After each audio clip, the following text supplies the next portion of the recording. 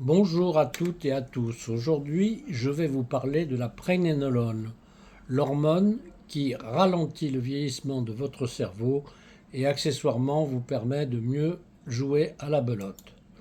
La pregnénolone est la mère de toutes les hormones dites stéroïdes, mais elle a aussi des propriétés bien spécifiques. Bien que cette substance et ses effets soient ignorés d'un grand nombre de confrères, je constate tous les jours des déficits à l'origine de troubles cognitifs comme des déficits de la mémoire ou de l'apprentissage. Si vous tapez pregnénolone dans le moteur de recherche médicale PubMed, vous trouverez plus de 7000 références. C'est une hormone peu connue en France. La pregnénolone est considérée aux États-Unis comme un supplément nutritionnel, ce qui n'est pas le cas en France. La pregnénolone est le précurseur des hormones stéroïdiennes, naturellement synthétisées dans notre corps à partir du cholestérol. Ne faites donc pas trop baisser votre taux de cholestérol, car avec un taux de cholestérol trop bas, les taux de preg et ceux de toute la chaîne des hormones stéroïdes seront diminués. La pregnénolone diminue les addictions provoquées par le stress et l'alcool. Le phénomène de burn-out devrait systématiquement conduire à un dosage de pregnénolone. La pregnénolone, bien prescrite, au bon dosage, a des effets presque immédiats, à tel point que les personnes qui en prennent la renouvellent presque toujours.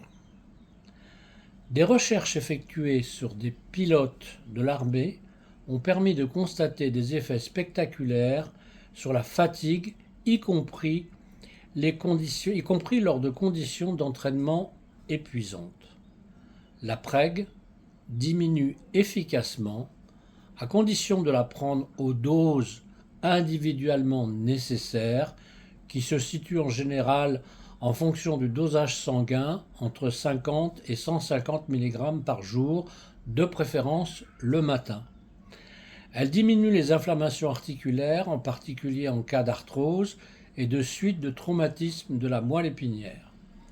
Faites bien attention à demander à votre médecin qu'il rédige le dosage de la forme circulante, dite sulfate de pregnénolone, S-pregnénolone, car le dosage de la forme liée, c'est-à-dire de la pregnénolone, n'a que peu d'intérêt.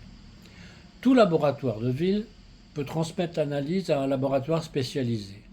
En France, ce dosage n'est pas inscrit à la nomenclature des actes remboursables et coûte environ 40 à 50 euros.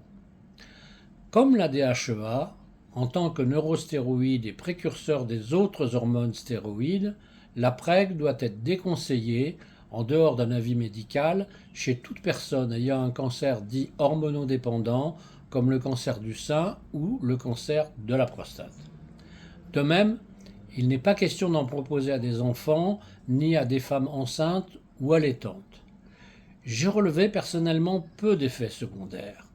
En tant que stimulant du fonctionnement cérébral, la prise de preg peut avoir des effets excitants. Il est donc conseillé de la prendre plutôt le matin et de ne surtout pas dépasser les taux physiologiques que vous mesurerez au fur et à mesure. On la déconseille aussi en cas de risque épileptique ou chez des personnes ayant des troubles de la personnalité pouvant conduire à la violence et à l'agitation. Certains ont décrit des états nauséeux. Je n'en ai personnellement pas répertorié. Je n'ai pas non plus remarqué d'interaction négative avec des médicaments, en particulier avec les traitements antidépresseurs. Chez certaines personnes, elle peut se transformer en grande partie en DHEA et donc conduire aux mêmes effets secondaires. Peau grasse, survenue d'acné, augmentation de la pilosité. Ces troubles sont réversibles à la diminution des doses après un arrêt temporaire. Je conseille de ne pas faire une supplémentation de plus de 12 semaines sans refaire un bilan clinique et biologique afin de savoir si l'on doit continuer et adapter les doses et surtout de ne pas vous auto-traiter et de suivre les conseils d'un praticien rompu à la supplémentation hormonale. Vous pouvez vous en procurer sur ordonnance, en pharmacie ou librement sur Internet.